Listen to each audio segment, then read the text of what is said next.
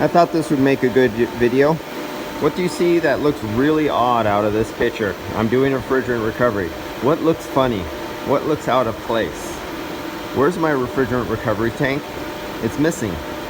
No, I'm in dire need and it's an emergency.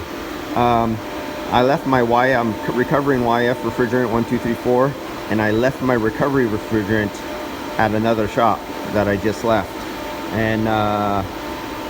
And I don't, my other one is, I will say it's over full, and I'm not going to risk putting it in. I was actually going back to drop off the other one, and my other one is almost full, but I left it at another shop. So I am using my flush gun as a recovery tank. It's more than capable of holding the pressure, definitely, because it's rated, I think, at 400 psi. This is what you put high pressure nitrogen in. Not really high pressure, but it could take a lot of pressure. It only has 101 psi in it right now.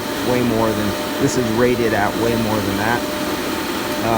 I think you could get about 2 or 2.5 pounds of liquid refrigerant inside this system safely and be at about 80% and 70 or 80%.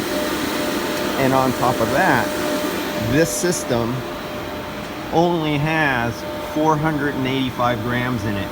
So that is 485 grams. So that's just a little over a pound.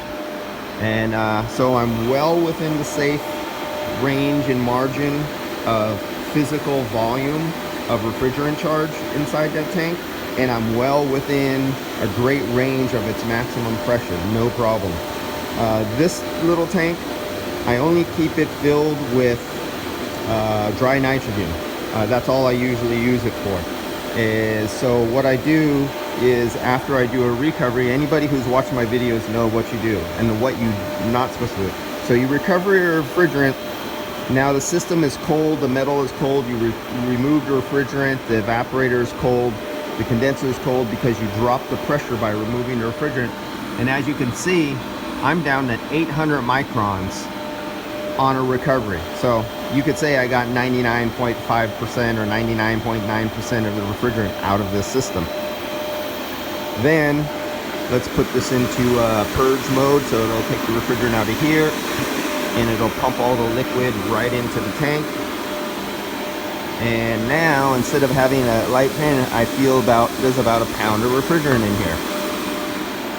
And so that is my emergency backup when I leave a tank at another shop or fill 2 tanks up in there, because I have 2 YF recovery tanks, 2 30-pounders. And sometimes when I have a really, really busy day, I'll fill them both up and I'll be stuck in a bind, and boom, there. That's your emergency backup tank. Not recommended. This is not what it's meant for, but you know what? It does the job and it saves your ass, because I don't want to drive all the way back to the city, or to my other job where I left the tank at is like 20 miles south of here, and that just saved the day. And now I'm heading back to the city where one of my shops are, and I'll just drop into one of my warehouses, pick up a big recovery tank, and I'll recover this refrigerant out of here and into a big recovery tank. But that just saved my butt. That's it, guys. Do not do what I do, do not do what I repeat, but this is emergency situation, and I know the physics of the volume and the mass of the tank and its capabilities and the rating of the unit itself. And it's a cold day, and as you can see, my high side pressure is only 90 psi right now, and that's the only pressure inside this unit is 90 psi with just a hair over 1 pound of YF refrigerant on a cool 61-degree day. So I have no worries at all, because physics tells me this will not get pressurized on a cold San Francisco day. All right, guys. See you later.